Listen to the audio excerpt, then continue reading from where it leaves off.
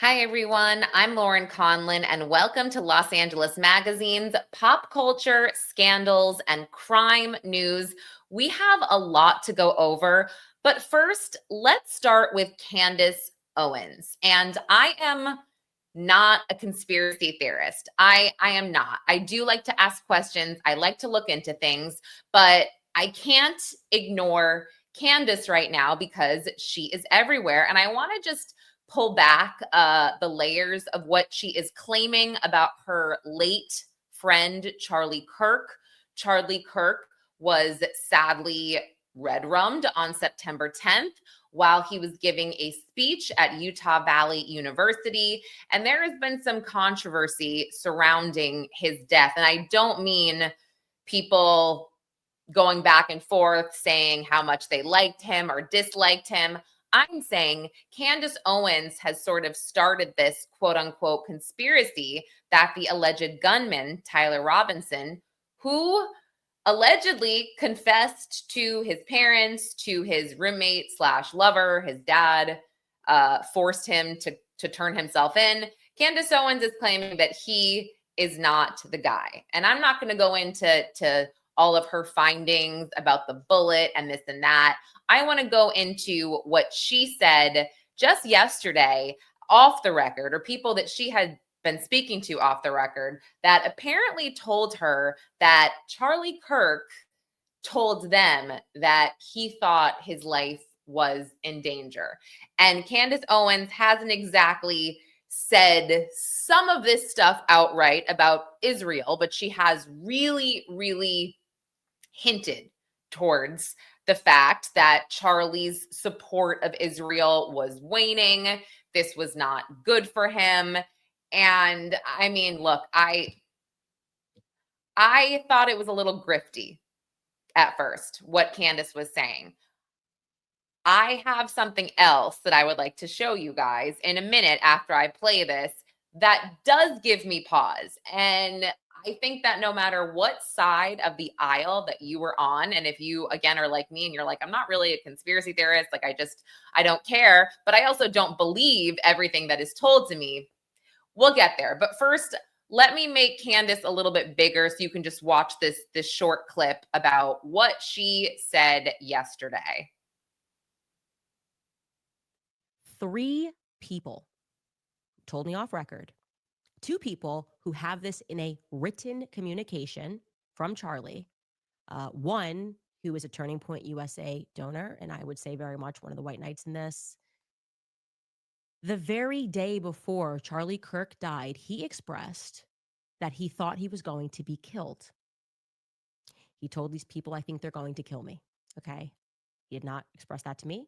So I am telling you this based off the testimony of 3 people. And I am saying this because I hope that these people who I think are good will be inspired to come forward with that. Now, again, those conversations I had were off record. I honor that. If I say it's off record, it stays off record. But I'm hoping that watching what I am doing and feeling the energy that is rising across the world for people who want to know what the heck happened on 9/10, that, they will be brave and they will say, yeah, Charlie did the day before he died think that he was going to be killed, and maybe tell us, who is they? Well, for once and for all, who is they? Who is the they that he thought were going to kill him? Okay, so that's that. I mean, I don't think that she necessarily would go on her show if she did not hear from 3 people that said Charlie felt like his life was in danger. He thought something was going to happen to him. I mean, I don't know the ins and outs of it. I do know that she pushed her Israel narrative so hard that they had something to do with this, that it caused Netanyahu to go and just make this statement of denial, basically, on video. Now, what I do want to show you, that I don't know how to explain this. This has always sort of given me some pause on everything. And again, I don't know what this means exactly, but maybe you all can stew on it, and you can come to your own conclusions on what this could possibly mean. But these were the correspondences between Robinson and his roommate slash lover. And I just, these are 22-year-old kids without knowing their linguistic habits. I don't know how they speak on a regular basis. This is what made me think twice about everything. Robinson, quote, I am still okay, my love, but I'm stuck in Orem for a little while longer yet. Shouldn't be long until I can come home. I gotta grab my rifle still. To be honest, I had hoped to keep this secret till I died of old age. I am very sorry to have involved you.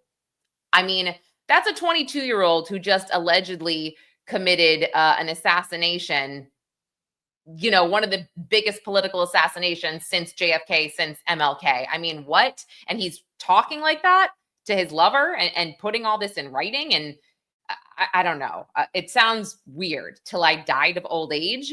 Roommate says, you weren't the one who did it, right? Robinson, I am. I'm sorry. Again, you're putting this in writing.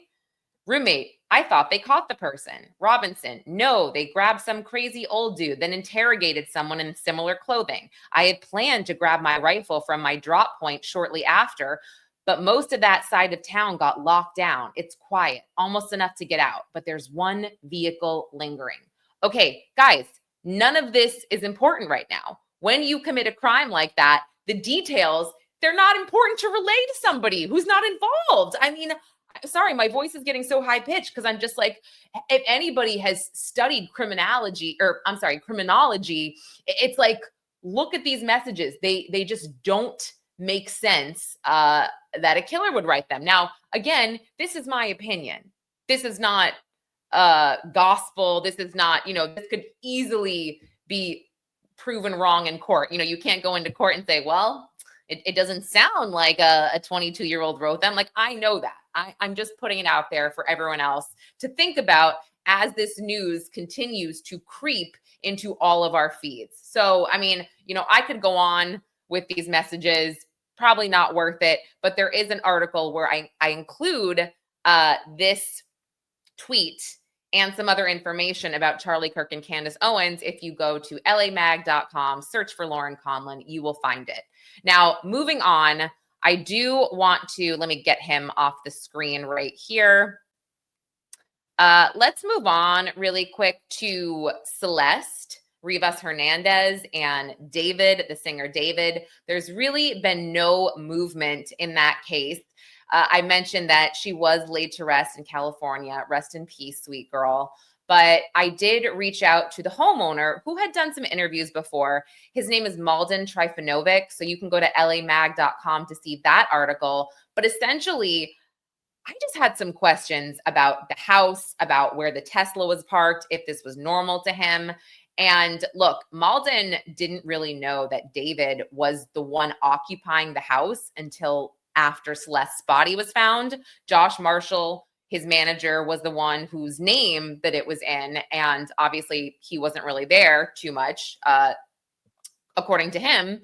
But again, David was. However, David was traveling. So I asked Trifanovic, one, was it a normal thing for David to park the Tesla, around the corner outside of the house when he had a garage, a driveway? I mean, it just seemed weird to me, especially if he was going on tour. And Trifanovic said, well, I don't necessarily know his habits. I don't know what he does every day. But for me, I park there because it's very convenient. It's close to the entrance. You can get to the house very easily. I wouldn't think there's anything strange about it. Additionally, he said nothing about the house in or around the house appeared to be strange per neighbors, per people that worked there. The guy that, worked on the pool, worked on the lawn, the housekeeper, they all said that whenever David was gone, there were no visitors there. Because I also was wondering, well, I wonder if Celeste would ever stay there if he was on tour. No one saw a thing.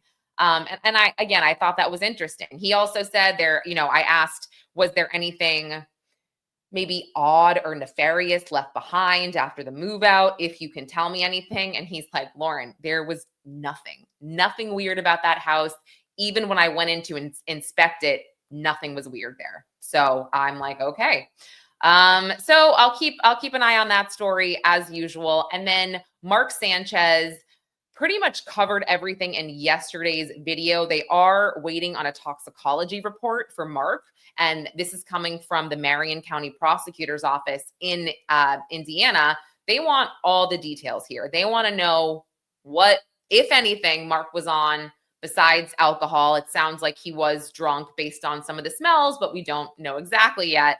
But I did write an article, and it's specifically leaning towards the civil lawsuit that Perry Toll had against, or has put forth against Mark Sanchez, specifically about including Fox in this civil lawsuit. I spoke to Peter Tragos. He is the host of The Lawyer You Know on YouTube, and he's a practicing attorney.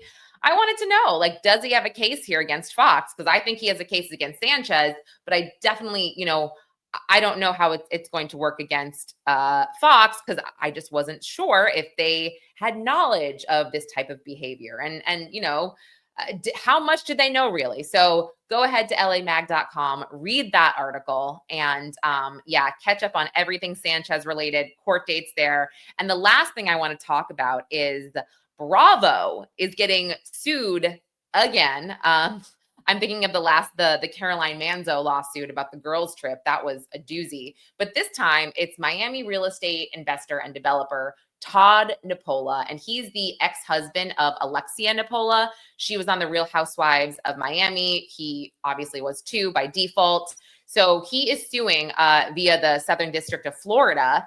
And I mean, he's saying the same thing, that Bravo used unauthorized exploitation of his name and likeness and connections with recent seasons of the reality series, alleging that the network really blurred these lines between their entertainment and misrepresentation. So they basically said that, or he said, these storylines were bogus. They prioritized drama. They said his business was doing terribly when really everything was fine. And he said basically that he wants $10 million in defamation. Wow, I can't talk today. Defamation damages, and then $1 million for unauthorized use of his likeness. So, this is not new for Bravo. You would think that by now they would kind of know that some of this stuff is coming, especially when you've got real business owners and real people here who are maybe on the fence about doing the show, but their spouses kind of sort of coerce them into doing it. I mean, me personally, if I were him and I had a business to run, I would probably be like, yeah, maybe Bravo's not the best place to showcase my life and my business because of their history. But yeah, we'll see. Bravo has yet to respond, so I will keep an eye on that as well.